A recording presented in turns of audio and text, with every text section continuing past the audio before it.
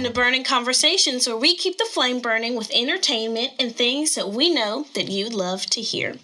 My name is Sachiri Henderson, and I am a sophomore communications major from Shreveport, Louisiana, and I am so excited that you are listening and watching our very first episode of Burning Conversations for the year. So today's topic is a topic of Suicide Prevention Month, which mental health matters. And today I have a very, very special guest. So would you like to introduce yourself for us today? Hi, I'm Zachary Veuleman. I am a counselor. I work at the NSU Counseling Center here on campus on the third floor of the Student Union. Nice. So like I said, we are talking about suicide prevention and just all around mental health. So the first thing I kind of want to talk about is you said that you were a counselor here at NSU. So can you kind of explain to the people listening and watching, what are some of the services or some of the things that the counseling center kind of has for students on campus? Oh, goodness. Well, we actually wear a lot of hats, lots of different things that we try to provide. First and foremost, the primary thing, of course, is counseling sessions. We offer services free of charge to students. They're included within tuition, so there's no additional charge to students who are needing any sort of counseling services, needing to talk to someone. We do individual services. We also run specialized groups at points during the school year, so that may be centered around a certain topic, anxiety, depression, or for a particular group of students that meet a certain type of need of some sort.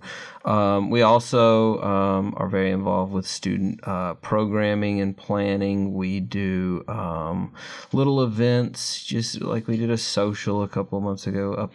Coming up later this month, it's still kind of working on it, but we're going to have a 5K for mental health awareness. Oh, nice. Just little events that we try to do, and also have on-call services. So in cases of crisis, after hours, we have somebody 24/7 that's on call that, if we get a call, we will come on campus or talk to a student who may be in need. So we do a lot of things, have a lot going on, I would say. Nice. And I honestly love that, because I know when I came in as a freshman, they were really, really adamant about talking about the counseling services, because I know a lot of college students were all coming from different places, and different walks of life. And just having that counseling, I guess, office and the people there help a lot of students, especially during midterm week and finals week, which is something we kind of talked about a little bit off camera. But I want to ask, coming from a counselor's perspective, what do you think the importance of seeking help is for college students? First and foremost, college is just an extremely stressful time. I agree. In general. Seems to be the consensus around campus from what I've noticed from talking to students. There's just a lot going on. Sometimes it's day-to-day stressors that just pile up. Classes get difficult if you're taking 15, 18, 21 hours. I've talked to students who've taken 27 hours, and that just kind of blows my mind sometimes. Me either. I don't think I ever took more than 18 when I was in college, and I thought I was going to go crazy. But, those sorts of day-to-day stressors can become a thing. But life also continues on in spite of classes. So, if a crisis strikes, if something external aside from college starts to become a problem, it can be that much more difficult to balance the responsibilities that you already have on a day-to-day basis. So reaching out is so important, and helping other people that you see that might need help is important too, because a lot of times an individual may just not feel like they have the gumption or not know where to go to reach out for help. So being aware of these things, even if you feel like maybe I don't need mental health services, to be aware of them is important as well, so that you can help somebody who may be in need. Right. So I'm kind of glad that you brought up just active listening and listening for our peers' sake, which is something that I kind of wrote, which is like strategies for prevention or for helping your peers. So what do you think are some ways or some things that we can do to show our support for people that are going through mental health issues? So I think first and foremost, it's a matter of recognizing the signs that somebody may be struggling. Right. A lot of them, we may think of as being pretty obvious, if somebody starts acting differently than the way you expect them to, if your friend who's typically very happy-go-lucky and bubbly and everything's good all the time is suddenly isolating away from other people or shutting people out or, just avoiding anything besides their obligations, or even avoiding their obligations, not going to class, not doing their homework, and you would normally expect that of them, then that definitely is a sign and might be a time when, you can speak up to somebody. And I always tell people as well, if you're wrong and they're doing fine, they're doing okay, the worst case scenario is you've checked in on a friend. Right. You haven't caused any damage, you haven't hurt anybody, you've just checked in. And I think that, even when things are going totally fine, it's good to get a pat on the back from somebody that cares about you, a friend or, roommate, or just somebody that you're maybe in a band with or in a club with of some sort. Just getting that kind of support is really important, no matter the circumstance. Right. I completely agree. I think mental health it gets talked about, but the importance of it and someone that could potentially be like a bystander to somebody going through mental health doesn't get talked about a lot. And so I know for me, I personally don't go through any mental health issues, not that I know of, but sometimes for my friends, they definitely do. And I think just having an open space for your friends to go and not only talk to you about it, but just they can just bring their problems to you, and then you could potentially lead them to counseling. Because like I said, even though our counseling services are said, they sometimes go unnoticed, and a lot of our students don't really use them because they don't think that they will help. But I know I've sat through 1 or 2 group counseling services or counseling sessions, and it definitely has helped not only me as a person, but our group in total. But yeah, so just, encouraging your friends and encouraging your friend group to kind of openly talk about mental health, and not just mental health, openly talk about the things that they're going through. Because one thing I like to say is you never know what somebody is going through until they say something, and you could potentially be going through the same thing as that person and they not even know because they haven't said anything about it. So I think that's important to kind of speak up and to listen to your peers, which is also something I wanted to say about active listening, is that's very important, because I confide in my friends, and a lot of that is them listening to me and me listening to them, and them taking into consideration what I'm saying and making sure that whatever they're saying to me, I let them know that it is important and that they do matter. To be heard is, yes, very, very important. And I liked the point that you brought up earlier, essentially that talking about it is important. I think, because we're talking a little bit about suicide awareness as right. well today and prevention.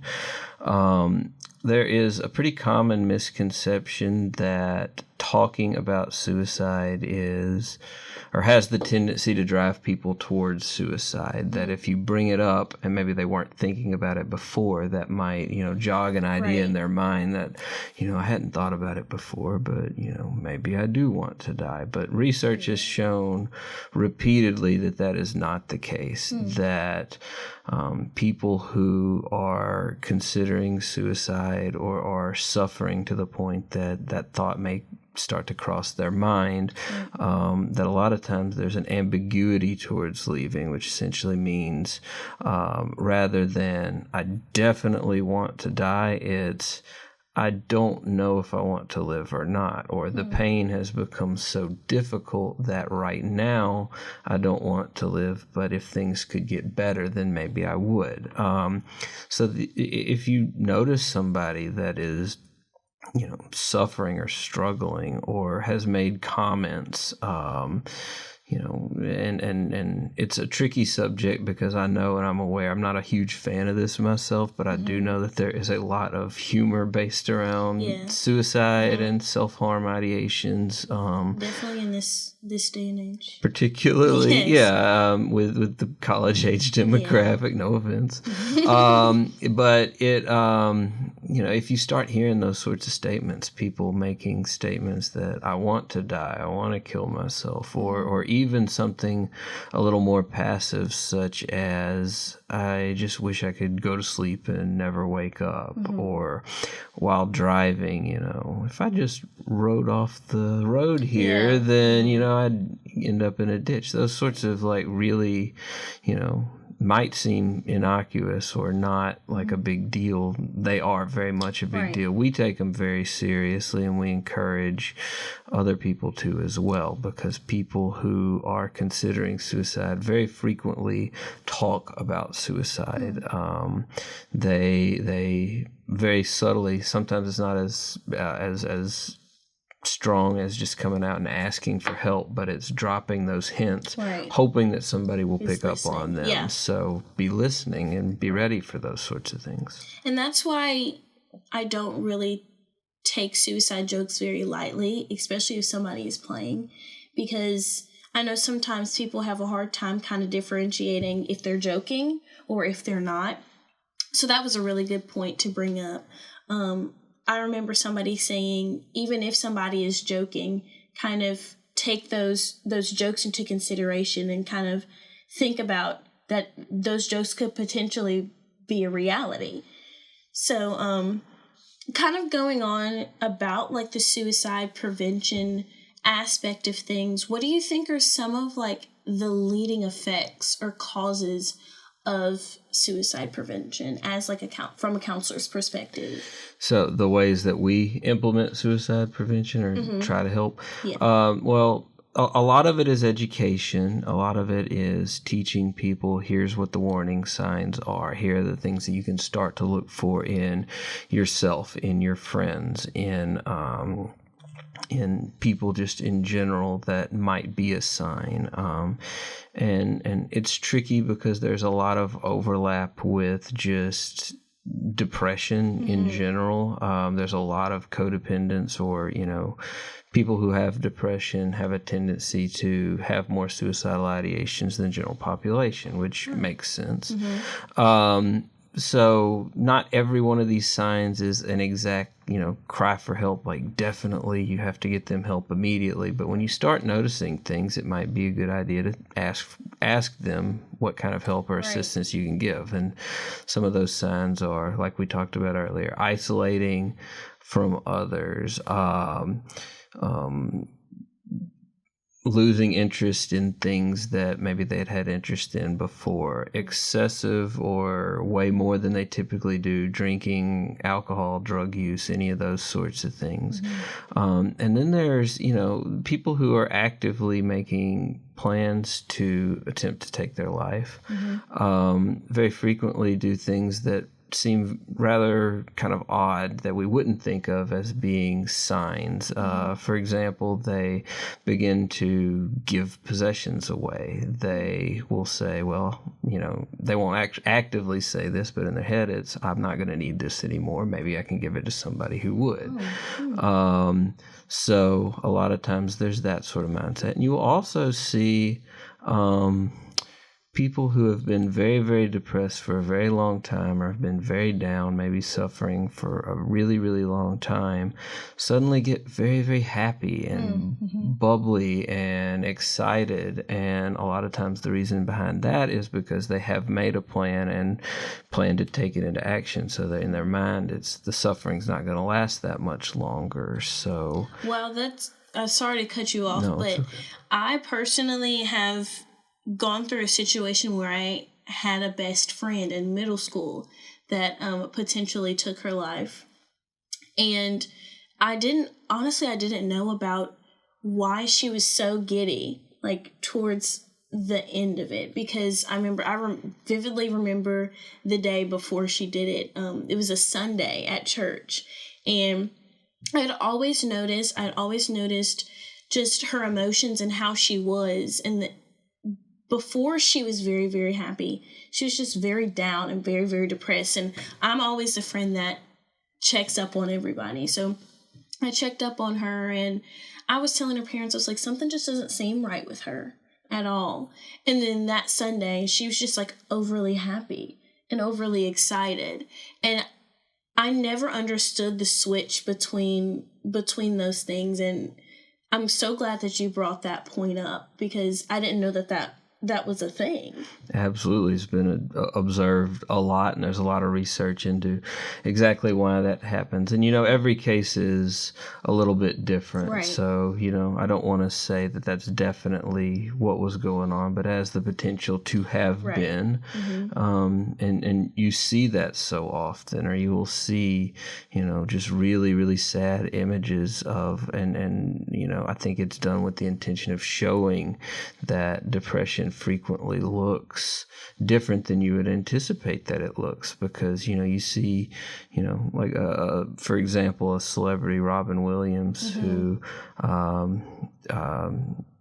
died by suicide, was somebody that was always laughing, who was always trying to get a laugh out of somebody else, who was always smiling, who just about every picture you would get of him anywhere was that he was smiling.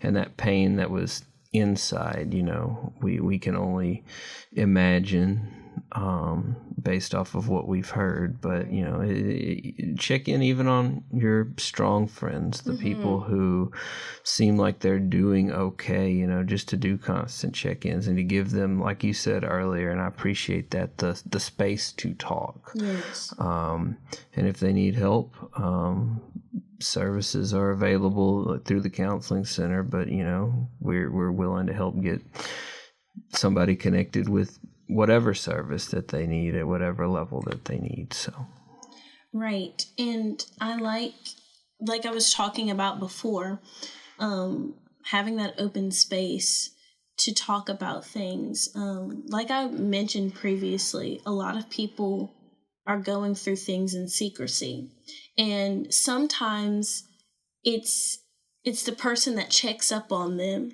that gets them out of that situation.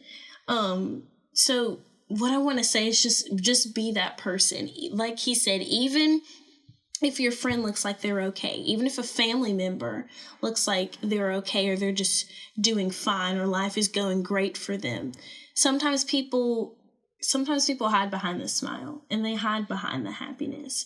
So yeah, it really is important to just check up on everybody, because honestly, the happiest people could be the most depressed and the saddest people, and have like the worst thoughts in their head. Part of developing that safe space, I think, is consistently promoting mental health awareness. Actually, I'm glad we brought this up, because October 10th is National Mental Health Day.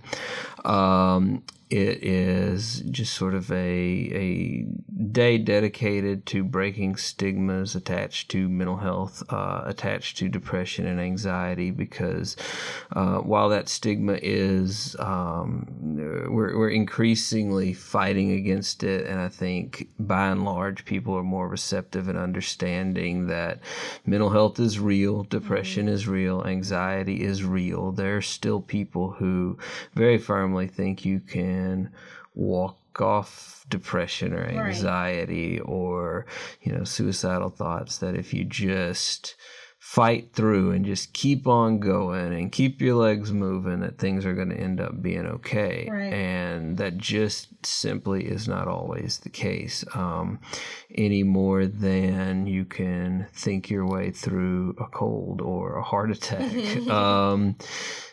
It always blows my mind because, if you have something that's wrong with your lungs and you have a doctor that tells you need to take this medication for your lungs, nobody's going to say, I don't think that's real. They're going to take the medicine that they need to. But when it comes to your brain, which is just as much an organ as any other organ in your body, for some reason, that's the one you just have control over. You don't need medication. You don't need counseling. And for some people, maybe that is the case. For others, it certainly is not. So just to fight against that stigma, really strongly encourage people, if you hear somebody making jokes in a mean-spirited way. I know people joke, and I don't want to tell you, be a stick in the mud all the time, but, to advocate for mental health and to make it, real and have it be taken seriously amongst your circle. So truly what you're saying, it does take a community for mental health to matter, because mental health does matter and suicide prevention does matter, but it takes a community to essentially raise the awareness for something like this. I just want to thank you for coming on here and talking about this with us, because I know that mental health can be a hard subject to talk about, especially for college students. So thank you for coming on. Thank you for having me. Yes, and can you please tell us again where the counseling services are located? So the counseling center is on the third floor of the student union at Freeman Student Union, room 305. If you know where the Title IX office and student discipline are, we're all kind of in that same complex through the double doors at the end of the hallway. A lot of people do not know that there is a third floor to the student union, but I promise you we are there. They're there. I've seen them. And if you are needing help or know somebody who might need help, there's so many ways to get in touch with us. You can call our office. Our number is 318-357-5621. You can send us an email on the NSU website. There's a section for the counseling center that has a form that you can fill out online to say, hey, I need to talk to somebody, and we will get you the resources that you need through that. You can just pop on in and say hello, and we can get you scheduled there. There's so many different ways, and if you need us, please let us know. We're there and happy to help in whichever way we can. Right, yes. I just want to end the episode with a little quote of the day, which is something I'm going to be doing for the rest of the time. But the quote of the day today is, help, healing, and hope are always possible. I think it's very important that we show compassion and we show understanding, but that we're avid listeners and we're mandated reporters for people around us, and just letting everybody know that we care about them and that they're heard and that their feelings are valid. So once again, thank you so much for being on this podcast episode. Thank you so much for having me.